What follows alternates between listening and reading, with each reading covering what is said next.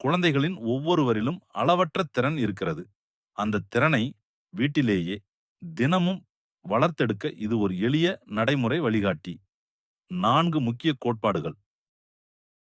முதல் அம்சம், உயர்ந்த இலக்குகளை அமைத்தல். குழந்தைகளின் திறனை வளர்த்தெடுக்க உயர்ந்த இலக்குகளை அமைத்தல் மிகவும் முக்கியமானது. காந்தி அவர்களின் சொற்களில், "நான் இதை செய்ய முடியும் என்ற நம்பிக்கை எனக்கு இருந்தால், ஆரம்பத்தில் அந்த திறன் இல்லாவிட்டாலும் நிச்சயமாக ஒரு நாள் அதைச் செய்யும் திறனைப் பெறுவேன்" என்றார். நம்பிக்கை திறனை உயர்த்துகிறது. இந்த நம்பிக்கை வேரூன்றும் முதல் இடம் குடும்பம். உயர்ந்த இலக்குகளை அமைத்தல் அழுத்தத்தை அதிகரிக்க அல்ல, வாய்ப்புகளை விரிவாக்கத்துக்கு. நாம் முதல் மொழியையும் கற்பனையையும் பேணி வளர்க்க வேண்டும். குழந்தை பருவத்தில் குழந்தையும் பெற்றோரும் நடத்தும் உரையாடல்கள் குழந்தையின் தன்னம்பிக்கையை உயர்த்தும். நான் செய்ய முடியும் என்ற உணர்வோடு தொடங்கி இறுதியில் எதையும் சாதிக்க முடியும் என்ற உறுதியான நம்பிக்கைக்கு வரும். வாசிப்பு மிகவும் முக்கியம், ஆனால் எது வேண்டுமானாலும் அல்ல. குழந்தைகளுக்கான புத்தகங்கள் சிக்கலான சிந்தனையை தூண்டும் வகையிலும், கவர்ச்சிகரமாகவும், நுணுக்கமாகவும், ஊக்கமளிக்கும் வகையிலும் இருக்க வேண்டும். நல்ல அனுபவங்களும், முன்மாதிரிகளும், ஆழ்ந்த சிந்தனையாளர்களின் வாழ்க்கைகளும் குழந்தைகளுக்கு எட்டிச் சேர வேண்டும். மேலும், ஒரு முக்கிய பழக்கம், திருப்தியை தாமதப்படுத்துதல். உடனடி பொழுதுபோக்குகளை ஒத்திவைத்து பின்னர் ரசிக்க கற்றுக்கொள்ளும் பொழுது மூளை உறுதித்தன்மையை பெறுகிறது. நோக்கமுள்ள செயல்களுக்கு முன்னுரிமை கொடுக்க எளிதாகிறது. இரண்டாவது அம்சம், மரியாதை. மரியாதை என்பது எதிராளியின் தனித்தன்மையையும் குணநலங்களையும் அங்கீகரிப்பது. குழந்தைகளை கண்டுபிடிப்பாளர்களாகவும், சமூக மாற்றத்திற்காகவும், படைப்பாளிகளாகவும், தனித்துவமான நபர்களாகவும் நாம் கருதும்போது அவர்கள் அந்த இலக்குகளை அடைவதற்கு வளர்கிறார்கள். மரியாதை காட்டுவது குழந்தைகளுக்கு தலைமை பொறுப்பு கொடுப்பதில் தொடங்குகிறது. அவர்கள் சொல்வதைக் கேட்டு அவர்களின் நோக்கங்களையும் சிந்தனைகளையும் வெளிப்படுத்த அனுமதிக்க வேண்டும். குழந்தைகளின் தேர்வுகளுக்கு மதிப்பளிக்க வேண்டும். அவர்கள் தங்கள் எண்ணங்களை பகிரும் பொழுது அவற்றை தெளிவுபடுத்தவும் ஆதரித்து விளக்கவும் கேட்டுக்கொள்ள வேண்டும். நமது இலக்கு விரைவாக பதில் சொல்வது அல்ல, அவர்களின் சிந்தனை திறனை வளர்ப்பது. செய்யும் உதவி அவசியமானதும் குறைந்தபட்சமாகவும் இருக்க வேண்டும். அதாவது, மிதமான உதவியை செய்து பிறகு அவர்கள் தாங்களாகவே செய்ய முயல்வதற்கு பொறுமையுடன் காத்திருக்க வேண்டும். விமர்சனம் அல்லது பாராட்டு எதுவாக இருந்தாலும் அது உண்மையானதாகவும் குறிப்பிட்ட ஆதாரங்களுடனும் இருக்க வேண்டும்.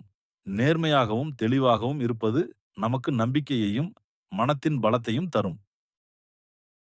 மூன்றாவது அம்சம், அக்கறை. குழந்தைகள் நமக்கு எவ்வளவு தெரிந்தவர்கள் என்பதை பெரிதாக கருத்தில் கொள்ள மாட்டார்கள். ஆனால் நாம் அவர்களை எவ்வளவு அக்கறையுடன் பார்த்துக் கொள்கிறோம் என்பதை உணர்ந்தால் அது பெரிய விடயமாகும்.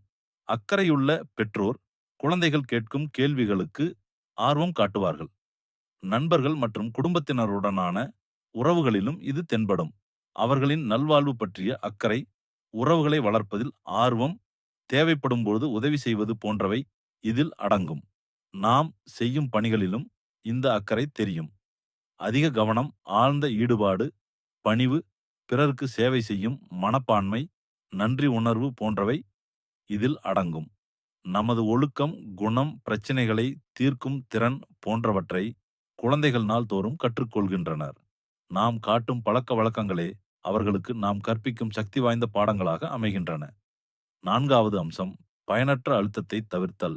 குழந்தைகளுக்கு பயனற்ற அழுத்தம் கொடுக்கக்கூடாது. அழுத்தம் என்பது எதிரி அல்ல, பயனற்ற அழுத்தம்தான். Susan L. டெய்லரின் வார்த்தைகளில், அழுத்தமும் கவலையும் எந்த பிரச்சனையையும் தீர்க்காது, அவை ஆர்வத்தையும் படைப்பாற்றலையும் தடுக்கின்றன. குழந்தைகள் பெற்றோரிடமிருந்து ஆதரவு, பாதுகாப்பு, அங்கீகாரம் பெற வேண்டும். அவர்கள் செய்ய வேண்டிய முயற்சி அவர்களின் திறனை விட அதிகமாக இருக்கக்கூடாது. வேலை மிகவும் எளிதாக இருந்தால் குழந்தைகள் பெரும்பாலும் ஆர்வம் இழக்கிறார்கள். மிகவும் கடினமாக இருந்தால் அவர்கள் சோர்ந்து போகிறார்கள். அவர்கள் எதிர்கொள்ளும் சவால்கள் மூளைக்கு ஊட்டமாக இருக்க வேண்டும். மிகவும் எளிதாக இருக்கக்கூடாது, மிகவும் கடினமாக இருக்கக்கூடாது. எப்பொழுதும் முயற்சியை பாராட்ட வேண்டும், முடிவை அல்ல. இப்படிச் செய்தால் மூளையின் பார்வையில் பிடிவாதம் வளர்ச்சியாக உணரப்படும். இறுதியில் தோல்வியை எப்பொழுதும் ஒரு வாய்ப்பாகவும் ஒரு படிக்கட்டாகவும் கருத வேண்டும். இந்த அணுகுமுறை நமது பலவீனங்களை விரைவில் சரிசெய்யவும் முன்னேறவும் உதவும்.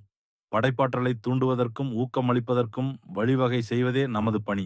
உயர்ந்த இலக்குகளை அமைக்கவும், குழந்தைகளுடன் நடப்பதில் மரியாதை காட்டவும், அவர்களின் நலனை அக்கறையுடன் கவனிக்கவும், பயனற்ற அழுத்தத்தை தவிர்க்கவும். இந்த கோட்பாடுகள் எளிமையாக தோன்றினாலும் அவற்றின் உள் உண்மையை உணரவும், அவற்றை பின்பற்றவும், தொடர்ந்து நடைமுறையில் நிறைவேற்றவும் உறுதியும் கட்டுப்பாடும் தேவை. நம் குழந்தைகளின் எதிர்காலமும் மனித சமுதாயத்தின் வளர்ச்சியும் நமது அர்ப்பணிப்பு மற்றும் ஒழுக்கத்தை சார்ந்துள்ளது. இந்த கோட்பாடுகள் மதிப்புமிக்கவை என நீங்கள் நினைத்தால் தயவு செய்து இந்த வீடியோவை மற்றவர்களுடன் பகிருங்கள். உறுதியுடனே நாங்கள் கூட்டாக ஒரு பிரகாசமான எதிர்காலத்தை உருவாக்க முடியும். பெற்றோராக உங்கள் புரிதலை மேலும் ஆழப்படுத்த விரும்புகிறீர்களா? அப்படியென்றால் இப்போது கல்வி சக்திப்படுத்துதல், எஜுகேஷன் எம்பவர்ட் புத்தகத்தை பெற்றுக்கொள்ளுங்கள். பல சமயங்களில் நாம் எடுக்கும் சிறிய முடிவுகள்தான் வாழ்வின் பாதையை மாற்றுகின்றன.